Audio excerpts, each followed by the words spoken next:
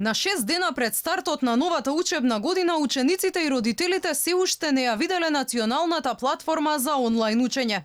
Дел од училиштата веќе испратиле писмени инструкции како ќе оди вклучувањето и следењето на наставата, но сето тоа учениците во пракса не го тестирале. Од Министерството за образование признаваат, предизвици на стартот ќе има и тие ќе се решавале во ОД. Министерката Царовска вели оти школите веќе добиле и пасворди за регистрација, и тие наскоро ќе биле испратени до децата со цел платформата да може да се тестира.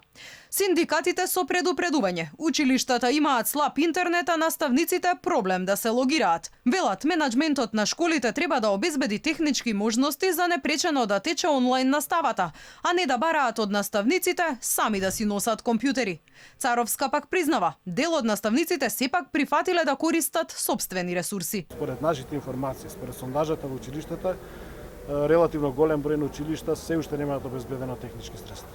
Националната платформа за далечинско учење со која се пофали министерката Царовска сепак не била домашна креација, туку преземена од странски веќе постоечки сервер. Кадарот на Финки ја преадаптирал за домашните потреби, а таа според надлежните била бесплатна за користење. Таа ја направи Финки на нивна општествена одговорност, затоа што тие се дел од образовниот систем во државата. Таа се заснова на Moodle и на интеграција на Microsoft Teams, кој што е бесплатен. Значи, двете платформи се open source, се поставени бесплатно, но интеграцијата и создавањето на систем го направи Финки како високообразовна институција во системот на образование. Како била изработена платформата, Алфа одговор побара и кај деканот на Финки, но оттаму засега молк. Инаку, по препорака на стручната комисија, владата им даде зелено светло на 169 училишта да организираат комбинирана настава за учениците од сите одделенија.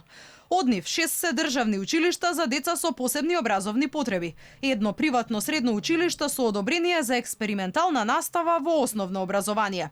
15 се централни општински основни училишта, а 147 подрачни основни училишта.